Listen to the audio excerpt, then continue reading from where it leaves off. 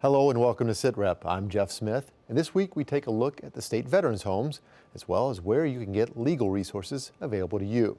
Now we'll start with a look at the state homes for veterans. James Woodard is with the Department of Military and Veterans Affairs and manages the homes.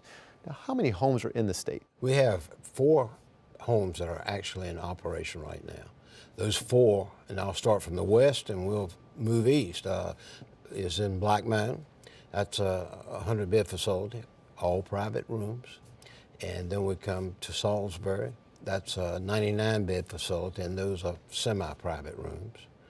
And then we come to Fayetteville, and those are private and semi-private rooms, and that's a 150-bed facility. And the furthest home east is in Kinston, and that's a 100-bed facility, and they're all private rooms. Kinston and Black Mountain were the last 2 we constructed. And is this female and male?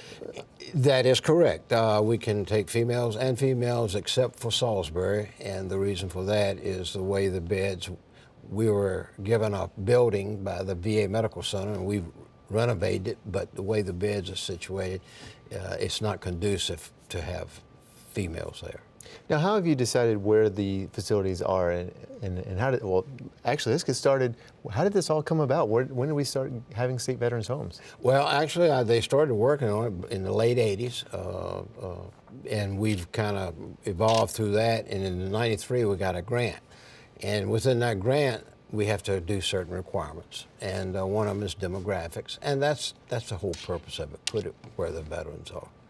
And of course, the first one was in Fayetteville, and the second one was in Salisbury, and the third one opened up at Black Mountain, the fourth opened at Kinston, and we're trying to cover the state.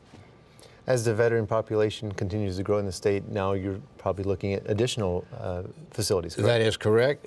We've submitted applications to the federal government for a grant, which is 65% federal and 35% state, and we hope to build 2 new ones if these grants are ever awarded. One is right now that we're planning for is hopefully between Raleigh and Durham, and the other facility we're looking at would be between Greensboro and Winston-Salem.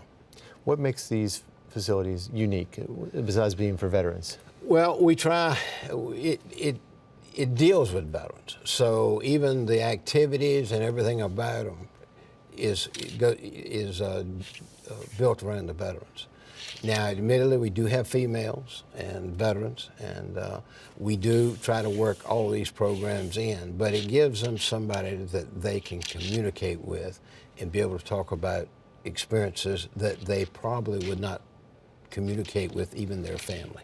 I was going to say, with some memory issues and everything else, it probably has to help continue to spawn things as you talk about things with other soldiers and other veterans. Exactly, and we try to bring folks in, even on the activity side, that can help that process. How do veterans find out how to get involved and to go into one of these?